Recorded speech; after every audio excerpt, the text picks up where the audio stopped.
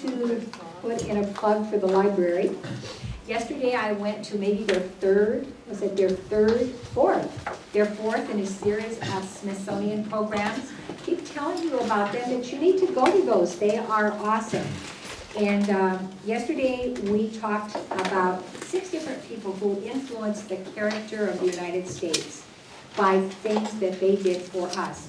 Some of them were kind of surprising to me, but as you listened to the curator of the Smithsonian Museum, you certainly could see where they were going with that. And it just reminded me that maybe we need to talk a little bit about one of them, who was Andrew Carnegie, and some of the things that both he and William Boardman and many of the early people who lived in Maquoketa in Jackson County did for us as far as the Maquoketa Library that we so enjoy now, and what that's done to shape some of the characters around here along the way. And I think it's done a lot. So Andrew Carnegie indeed was a fascinating American. I hope all my pictures work here. He was born in Scotland in 1835, and he was the son of a handloom weaver, and they were a very poor family, but we're reminded that they were a very cultured family and a very political family as well. And they immigrated to the United States in 1848, and when he was 12 or 13 years old, he went to work in a cotton factory. And he then became a messenger boy for telegraph office in Pittsburgh, and he was noticed because he was outstanding, and he was noticed by higher-ups, and pretty soon he ended up in the railroad business. And he worked his way up, and he began to invest in small iron mills. And he was one of the first people to recognize that at one point steel was going to replace iron, and so he erected his first blast furnace. And I remember when I was growing up, he was the second richest man in the whole world. He had $110 billion, and he was second only to John D. Rockefeller, who had $200 billion, which is something I can hardly comprehend. At the time, we talked about this once many years ago, and at the time we talked about it, there were some interesting people who were in the top 10 of the wealthiest people in the world, and they were people like, 3 of them were of the Walton family, the Walmart moneyed family, and just some very interesting people. And when you look at that information today, it's interesting how it has changed. Of course, Bill Gates is again #1, but the people that are in the top 10 now, especially on the American side of the things, are all the technology people. They're Mark Zuckerberg of Facebook, and Warren Buffett, of course, he was an investor, but the man from Amazon.com. These are the Jeff Bezos. These are the billionaires of today that are leading the way. So it's just interesting to see the changes that happened. But back to our friend Andrew Carnegie, who did so many things, but most of all, he's going to be remembered throughout time, I think, for his passion to build libraries. And I was excited. I had to have help from Pat Gent, but we have a wonderful scrapbook that I've put up here. And if you're it's very fragile. And if you're very careful, you can turn a couple pages, but it's a scrapbook of postcards of different, certainly not all of them, but many of the different Carnegie libraries that have been built. And we were told at first that they were built mostly in the United States, a few in Canada, and in his home country of Scotland. And but in reading, I found that there were some in other countries as well. It seems that the more information that Google gets, the more conflicts there are. You used to be able to ask Google and they could give you the definitive answer. When I tried to find out how many public libraries Andrew Carnegie built, the number was 3,000, but then you find that some of those weren't public libraries, some of those were institutional libraries on different college campuses and that sort of thing. So it was very hard to come up with an actual number. But we do know that the one that we care about is our Maquoketa Public Library, and he gave $12,500 for this building. His original grant was $10,000, and then he eventually gave $2,500 more. And the reading that I did, I couldn't ever find out why there was the additional money, or who requested the additional money, or how that came. But I think you'll agree that our library is still one of the most beautiful buildings in Jackson County. And so when we look at the history of the development of our library, as you know, I always like to talk about really old things so far back that people don't remember, and so nobody can contradict me because they don't know. Today I'm in trouble because we have people from the library here that are very knowledgeable, and so I'm encouraging them to, please speak up and interject things, because that's what this is for. But I think that few people in our area realize the unique history of the people that contributed to our library's development. And not very many people realize that this started way back in 1850. That's when the original seeds were laid. And I think even fewer people maybe understand that there seems to be a real correlation between this determination on the part of our early pioneers here to provide an environment of learning and of quality that people came after could build on. And so I don't think it's an accident that in a small community like Maquoketa, we could have a Robert Milliken or a Matthew Luckish, or any one of the numbers of hundreds of people that have come out of this community and just gone on to great success and to be people of fine, wonderful character. I don't think that that's an accident. I think it all started with these early people that we're going to talk a little bit about today. So in 1850, we started with, whoops, I'm sorry, I forgot that one. There's a little bookmark that was in our files with one of the quotes from Andrew Carnegie. You can all read that. Okay, so in 1850, it all began with the formation of the Maquoketa Literary Association. Oh, I forgot. I'm sorry. I forgot to put these in there too. Because our book is so falling apart, I just wanted to show you some of, and I only put 3 or 4 different slides in here, some of the awesome Carnegie libraries that were built around the country. And they weren't all alike, and the reason they weren't all alike was because each community chose its own architect and its own contractors, and built their library in the way that they wanted to build it. So you see some of the different ones. Some of them were pretty amazing. The huge one that's in Des Moines, beautiful one in Centerville, Iowa.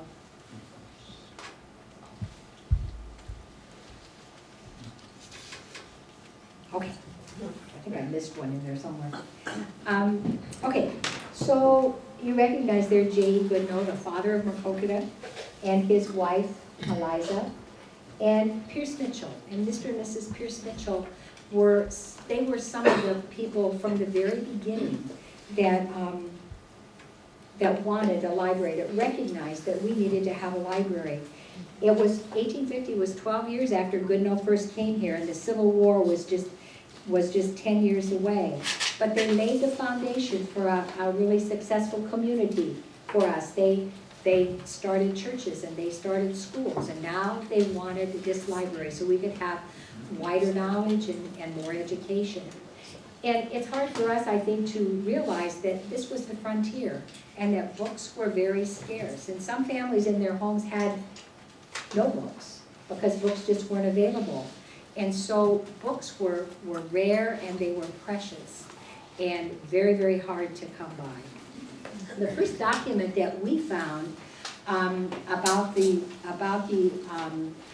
organization that they were trying to form was a letter that was sent out to prospective members, people around the community, trying to get them to sign up, trying to get them to be part of this. They had a president, Dr. P.L. Lake was the president of this society, and he had 8 directors. And again, the leading citizens were the Goodnoes and Pierce Mitchell and the von Schraders and people like that. And they held weekly literary meetings. They were of a literary nature, but it says they enjoyed a bit of frivolity as well. And these meetings were held in the homes of the members. And one article remarked that it must have been quite a day, the day that the meeting was going to be at your house, a day of cleaning and a day of preparation and a day of getting ready. And we have to remember that back in that time, in the 1850s, houses were very, very small. Even these people, very, very small houses. And in the wintertime, part of the houses were usually shut off in order to conserve fuel. And the readings of these literary pieces were done by the light of a tallow candle. So it was not easy. Another thing that surprised me was in the days that this literary club was meeting, 5 of the 8 directors on this board lived in the Goodnoe Hotel. They hadn't yet been able to build homes here. So they lived in the hotel. So many of the meetings were held in the Goodnoe Hotel. And one of the times that I thought was interesting, they talked about a night when an Englishman came by the hotel to spend the night. And it happened to be a night when they were meeting, and he was a scholar of English drama. And so they were able to induce him to do a reading of Shakespeare's Merchant of Venice. And this was the first time in this area that there was a presentation of a master's work. And so I thought that was kind of cute.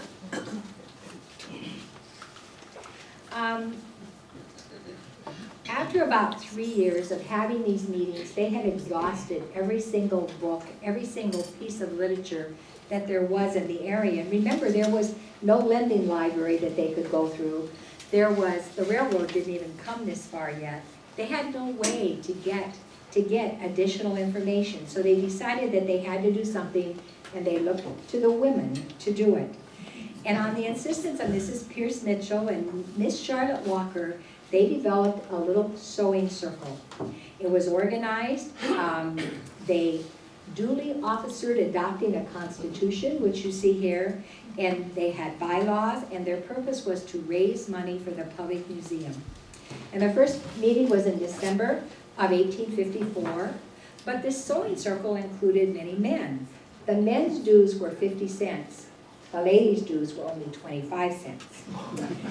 Miss Susan Sears was the first secretary, and she left records that showed that there were 76 ladies belonged to this sewing club and 40 gentlemen.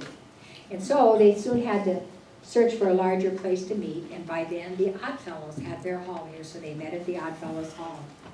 Well, the first project that they did to raise money was to sell shirts. So they took these membership, these dues of 50 and 25 cents, and they bought material, and they sewed shirts. But the unique thing about the shirts was they were all done by hand. Every stitch was done by hand. And at the end of 2 months, they had enough money to buy 2 books for their library. They chose The Lives of Celebrated Men and A History of England. And then a month later, they bought Washington Irving's Franklin's Life, and they added Bancroft's History of the United States. And at that time, this second time, they also got 1 novel. And the novel was Ruth Hall by Fanny Ferns. And it was interesting because in the minutes it said, novels were added sparingly, as in this community, anyone who wasted their time reading a novel was thought not to have a sound mind. So you can see where novels really begin. Okay, by June 4th of 1855, a lawyer here by the name of Jenkins, J.W. Jenkins, became the first librarian, and he collected and housed these books in his law office. And Dr. Otto von Schrader was appointed the head of a committee, and they made special rules for loaning out the books. Everything was done very orderly. Soon, Jenkins became a state senator, and so his time was limited, and so Swigert of the newspaper became the librarian. In June of the next year, to show you how slowly things move, in June of the next year, they held a large fair and a supper at the Goodnoe Hotel. and they raised the magnanimous sum of $87.59. And in 1857, then, the Maquoketa Literary Society incorporated with 39 stockholders. They actually sold stock, and they changed the name to the Maquoketa Literary Association. And they sold shares in their library for $10 each. A new constitution, of course, had to be adopted, and the books were placed under the care of the stockholders. Okay, so we fast forward to 1880, and there's that famous picture from Maquoketa, the corner of Main and Platt Street, and you see Pierce Mitchell's building there on the corner, the building that still stands. So Dr. von Schrader's First National Bank was on the second floor of this building, the upstairs room, and the library was also on the second floor, so we assumed that it was in the back room. And Otis Crawford was an assistant in Pierce Mitchell's store, and he then became a librarian. But he went off to war, and for a time the library was left unattended and the books were just kind of shuffled from pillar to pillar. And then came another person that you're all very well aware of, and this is Will Cundall. Will Cundall was an English tailor who had come here, and he was by nature a poet, so you know that he loved books and he loved literature. And he asked if he could become the librarian, and he took the collection to his tailor shop. So for a long time, the library was housed in his tailor shop, and he served it well until 1874, but then he left for England for 3 years. When he came back, he picked up the position, and it went on. But the real turning point in the Maquoketa Library came with this man. It was 1884, and this is William C. Boardman. And as you can see, he left $5,000 toward a library, the library. And he was a wonderful gentleman. He was the founder of what we know still today as the Boardman Institute Library. He was born in England in 1804, in New England, I'm sorry, in 1804, and he worked for a company called the Fairbanks Scale Company of St. Johnsbury, Vermont. They were the world's leading manufacturer of platform scales and, of course, other scales. And this man became their distributor in the West, out in the wild and woolly West. Well, he had learned early in life that one should never exceed or even equal his income with his spending. And it is said that he earned every dollar that he ever had. He was honest, religious, and he gave very willingly to others. And he became the wealthiest man in this entire area for a time. William Boardman made no pretense of being a learned man. He never in his life wrote an essay. He never gave a speech. But he valued education.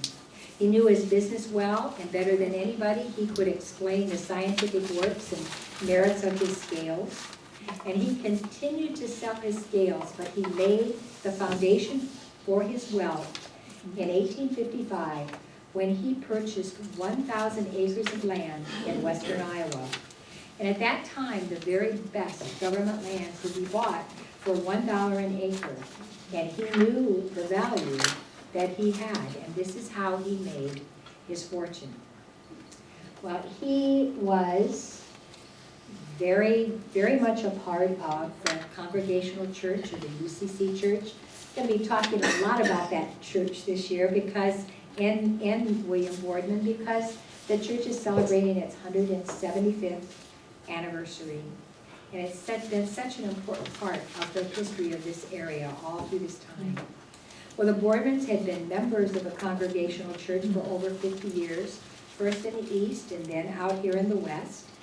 And in 1878, when they were rebuilding, due to lack of funds, plain glass was ordered for all the windows. And when they arrived and Mr. Boardman saw them, he was so disappointed, and he immediately offered to procure the richer stained glass windows if the church would return these windows, which they gladly did. And so he furnished all the beautiful stained glass windows that are still in that building. The large circular window that's in the front was given as a memorial to his wife. I think it says Mrs. Boardman on it, doesn't it? It does not have her. WC. Mrs. W.C. Boardman doesn't have her first name. But that was just kind of neat, I think. But the Boardmans came from an area also where a parsonage was just as important as the church itself. And he was astounded that the Congregational Church here had no parsonage. So he purchased property for $2,100 and gave it to the church for the building of a parsonage. And he didn't do this for any sense of glory or self-glory. It was just a common act of public service. He was just that kind of man. And though he, again, was not highly educated, he truly valued education, and he gave $1,000 toward the education of his pastor's son, who was, of course, Robert A. Milliken. So he recognized the value of education. Well, most people think that all of the good that he did, and he did a lot of good, his last act of public service was his best, and that was the $5,000 that he bequeathed to start the Boardman Institute Library. He and his wife used the library extensively, and he read widely. Mary Benton, his wife, was from one of the leading families of New England. And so when they came here, they were kind of among the new Maquoketa aristocracy. And Mary Boardman had no children, but she remembered for her work with children that she loved so much and they loved her, and she was a true community leader that was really missed when she died in 1878. William Boardman died in 1885.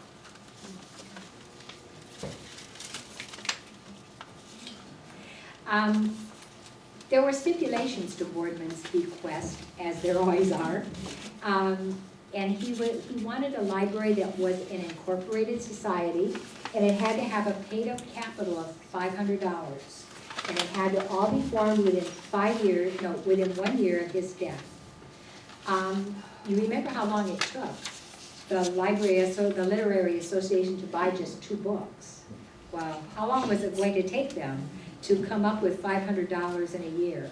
But they plunged in, they went to work, and they started selling shares.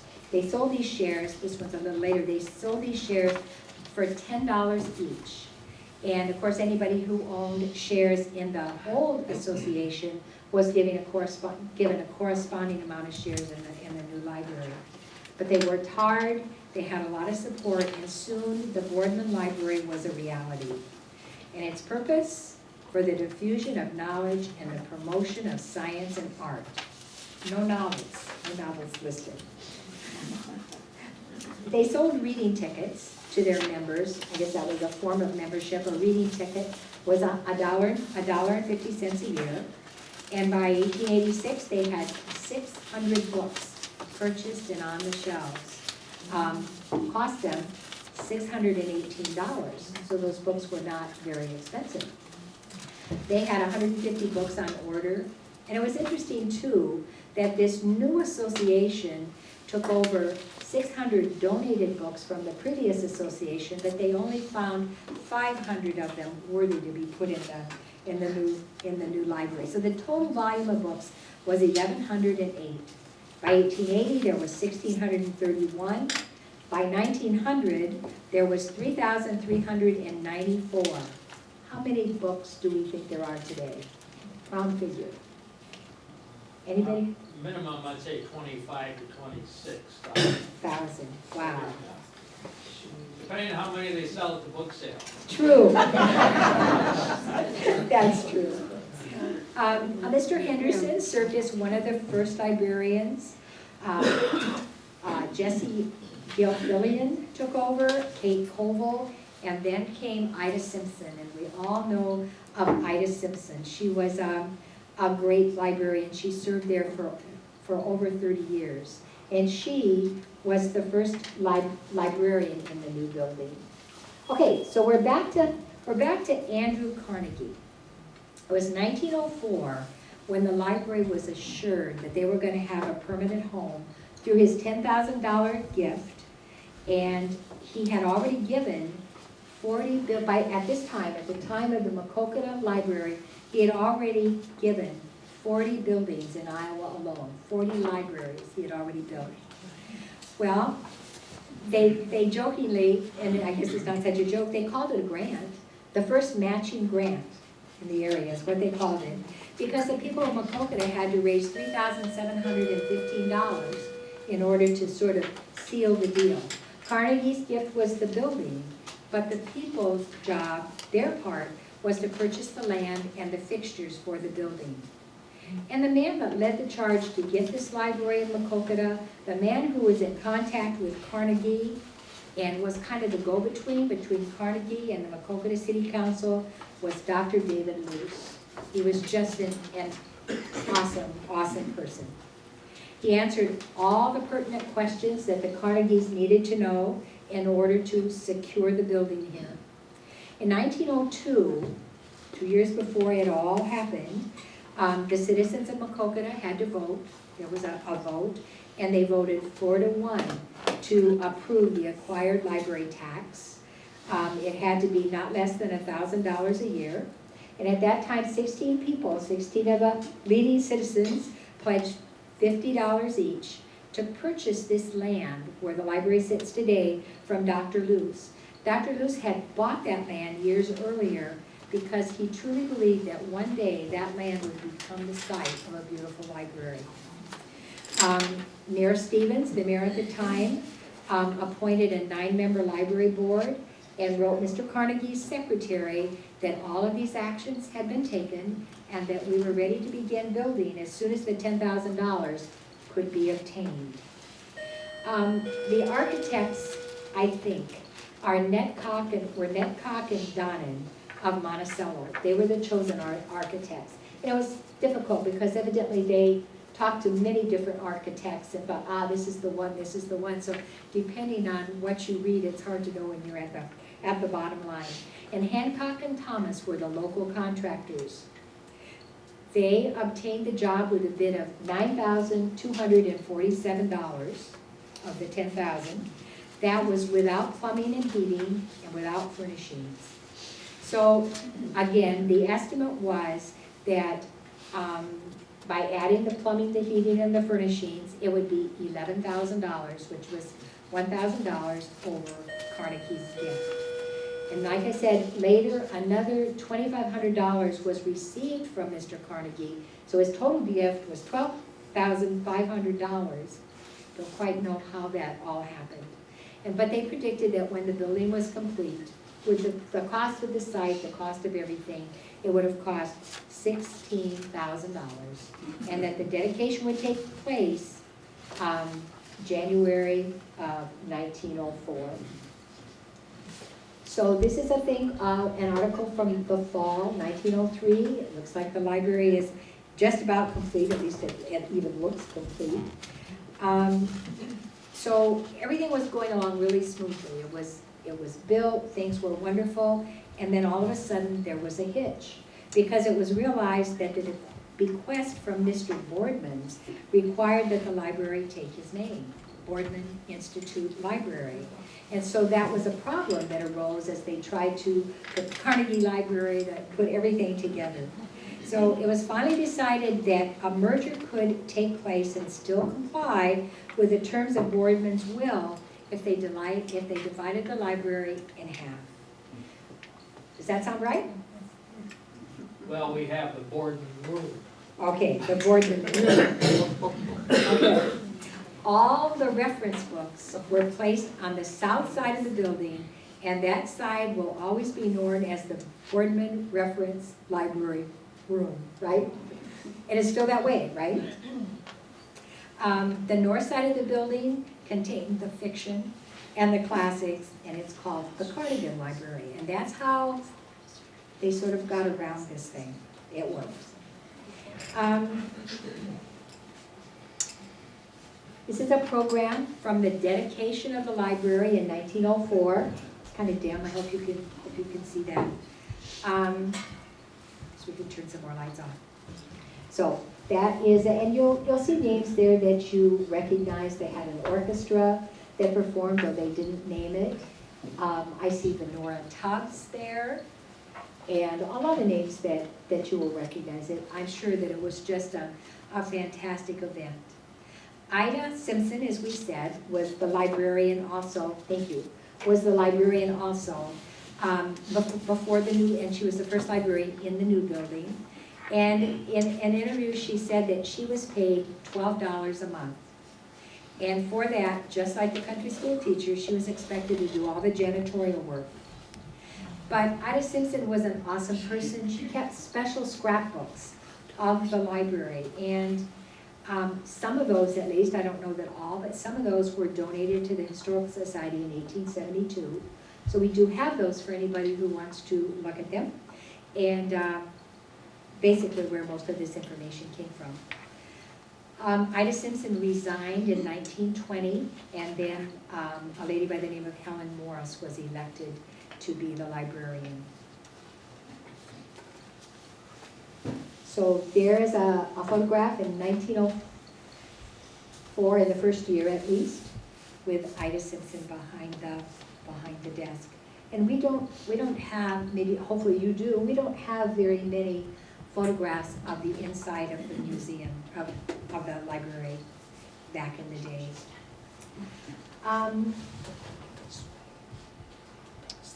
But that was a postcard, and that's a beautiful photo. And I think that is also Ida Simpson. It's a classy place. Okay, so in the library went along well, and it was just the center of the community. In the summer of 1927, several ladies got together from different organizations, and they met to discuss the possibility of establishing a club room. And that would be accessible to gatherings and meetings of a literary nature. And as the result of this meeting, there was a central committee formed to take up the matter in earnest. And the location decided upon was the south basement room of the library. Now, is that not where we were yesterday, where your meetings are held? So just a neat place, and it's still being used. So all of these ladies did a lot to repair and decorate this room downstairs. They purchased white wicker furniture that you see there. That furniture is in the museum, so you can go see it again. But it was a charming room, and it had a fireplace and lamps and small tables, as you could see. And Mrs. A.B. Bowen, Dr. Bowen's wife, furnished the carpet. And it had everything but a piano in the early years. We never heard that it got a piano. But they were seeking a piano so that musical entertainment could be held at the time. But all the clubs that wished to hold meetings there signed a contract with the library board, and each paid a share of the expenses of that room. Some of the clubs that were mentioned in the literature, the Fine Arts Club, the PEO, the Albert Club, the Maquoketa Women's Club, the Tuesday Club. There was also a Thursday Club, did you know that? There was a Thursday Club and the Delphinians. So it was a much used room, and that was a wonderful thing, I think. This is one of the more historic, I think, photographs of the museum. Of the library, was the one that was taken by Ed Grady in the 40s. Glee Porter wrote a whole long article about the library, and she mused in this article about Ed Grady and how did he know to stand in this exact place and take this photo from exactly the same angle that the very first photo was taken in 1904. And she was wondering whether that was an accident or whether he figured that out or what, but she had such wonderful articles. And then we fast forward to, maybe, oh, there's Ida Simpson again. And there's our beautiful, beautiful new addition to the library in 1998. Just awesome. And I still am amazed. I was gone when all this happened, but I love this library. And one of the reasons I loved it wasn't that I was such a great student, but because it was my excuse to get out of the house, because I whined and carried on about all the homework I had to do, so my folks would let me go to the library and meet my friends, you know how that was. But I loved the library, and I couldn't believe, as I was away from here, I couldn't believe how they could possibly add on to the library without ruining it. How could they possibly blend it in so well? But they did. I just think that that's an amazing thing. It's going to be one of my, 10 wonders of the modern world or something. I'm putting that on that list for me at least, because I think they did just such an amazing job.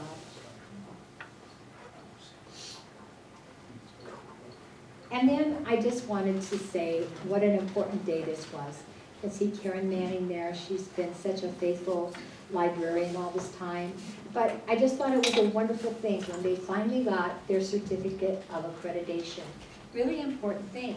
And why did it take so long? Obvious answer, it was not handicapped accessible. There weren't all the things they needed to be accredited until this edition was put on. And then they were able to get that from what I understand. And so it was just a beautiful thing. And they had, in 2004, they had the 100th birthday of the Maquoketa Public Library. And again, it was a fun event. I was excited to be able to be there. It was a wonderful, fun thing. And you heard people tell their remembrances of the library and what it had meant to them and how it had come along. I think that we are all so very, very proud of this library. And again, I told everybody that night that I thought that the reason that they asked me to speak was because I was the only one in the whole world that ever had the honor, dubious honor, of having my car parked on the top, right there on the stairs of the library. My car. This car.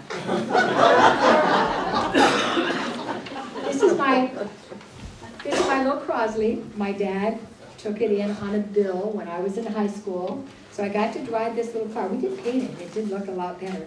But it's tinier than a Volkswagen. And you drive down the street and a guy would come out and pick up the back so you couldn't go anywhere. You'd be at the stop sign. And one of these nights when I was at the library studying away, the librarian just came up to me and she was just completely freaked out. And she said to me, "You have got to get your car off the steps of the library." And I'm like, "What?" She said, "Nobody can get in or out." And some guy said, "Carry my car up the steps, put it sideways, and you couldn't get in or out." We were off the library. I really did not know what she thought I was going to do about it. I did know that I didn't dare call my dad.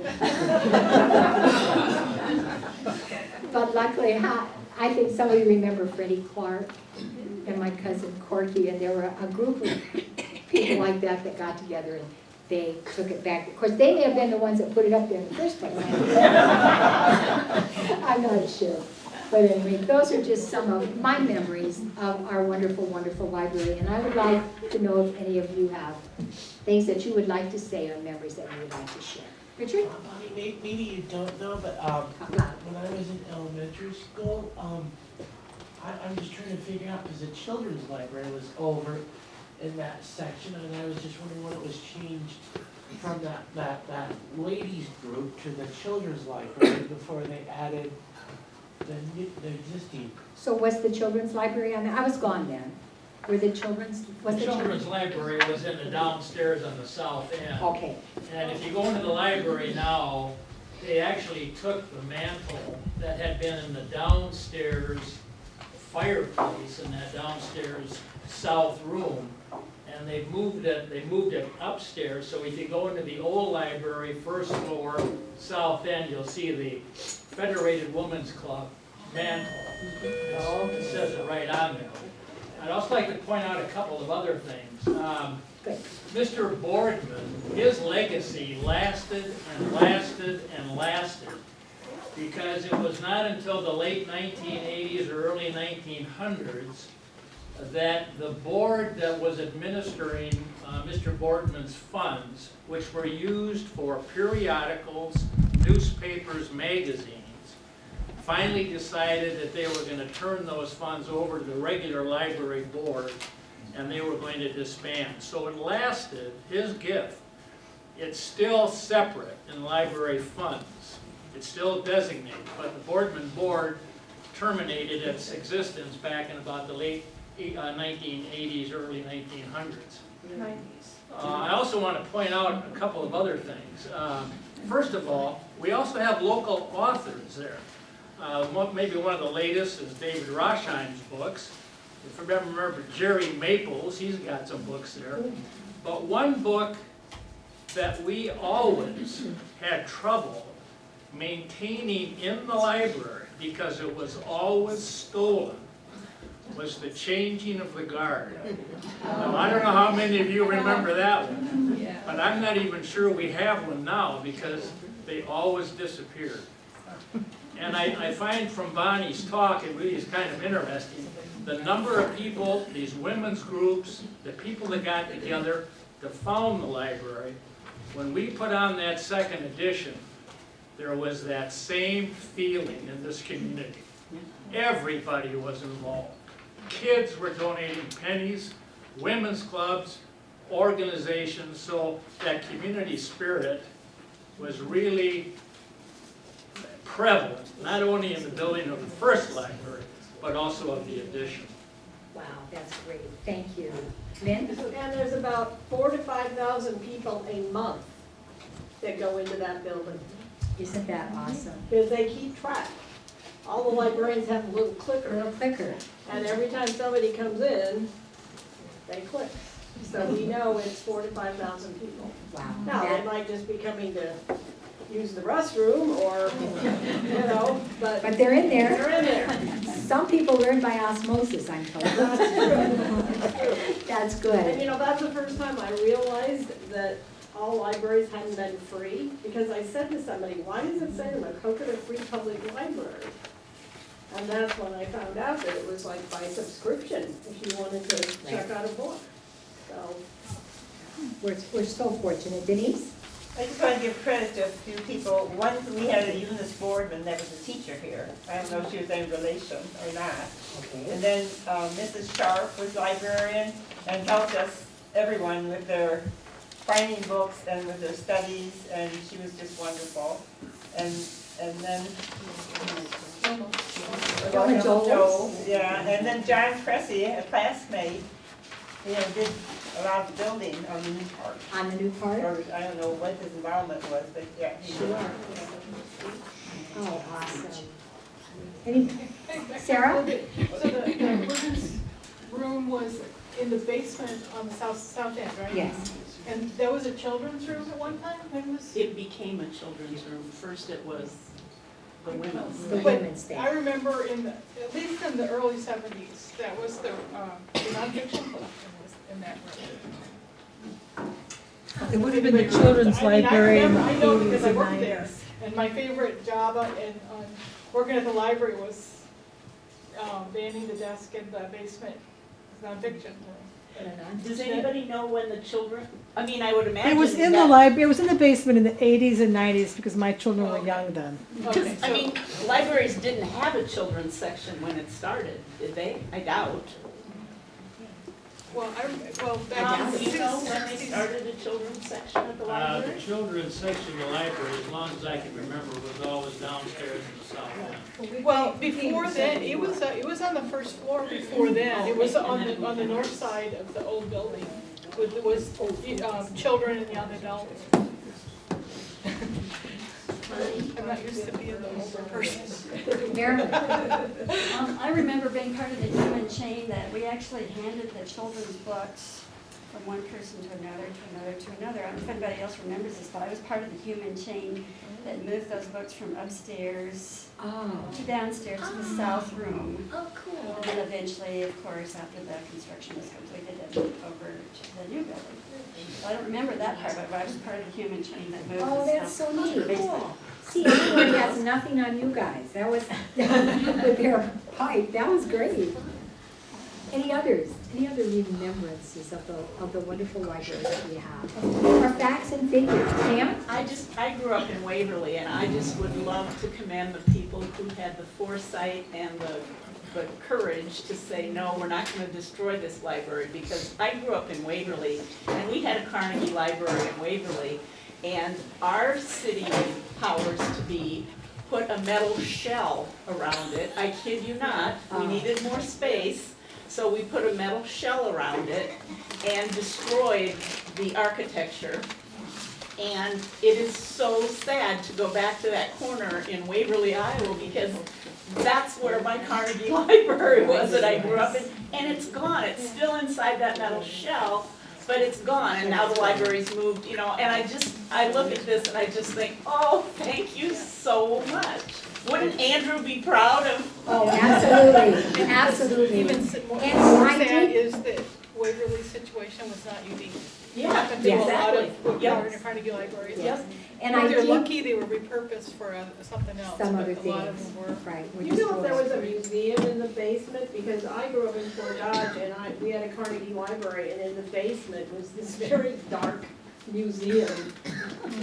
And somebody told me that there was a museum in the basement of the, I don't know Not about to- that. Not to my knowledge, the first historical society and the first museum they started storing things in the old Salvation Army Church when it was still behind the post office. And then when the Pearson Center was built for the Historical Society, those things were moved down there. So I have never seen anything that said that, doesn't mean it I didn't could have that happen. No, information. from late sixties, early seventies is my, I remember the basement on the north side, it was storage and it was dark. But what might be intersecting with this is the land where the addition is, was one of there were two buildings there were museums with the name Ellis Yes. related to. There was Ellisonian, which is where Lechtenberg Dental is today, but there was another Ellis Museum, and it was Father located and son. on the land where the addition is. Until, I don't know, I J.W. vaguely Ellis, remember it in like 1965, but I was 10 years old, so I didn't really pay attention. So I don't know when it was torn down, Well, but it was there. Frank Ellis's museum was where your building is now, Ken, right? No, it was where the addition was. Oh, where the addition was, so it was over them. Okay. Yeah. So that was the, Yep. yeah, that was the. Okay, the Ellis. Huh? Did you have? Just one other comment, I don't think, since Ida Simpson left, that any of the librarians still go,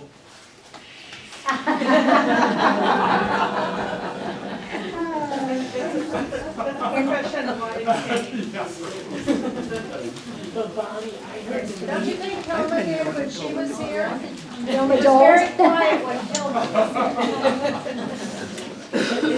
I heard rumors that it's called the Carnegie Scout Library, or is that the? That's the one in Dubuque, right? Yeah. The Carmen, and I did have a picture in here, and somehow I lost it. I did have a picture of the Dubuque. There were Carnegie libraries in Dubuque, Davenport, Clinton. The one in, I don't know if I had the one in Iowa City in there. Many of them are in this book. I think what Ida Simpson did with this wonderful scrapbook, I think that as the libraries were built and the postcards were made, then they encouraged librarians to exchange and collect. And I think that that's where that collection came from. It desperately needs help. It's really coming apart. But there are a few duplications in there, and there are a couple things in there that aren't Carnegie libraries, but it's an amazing book to have. We're grateful to have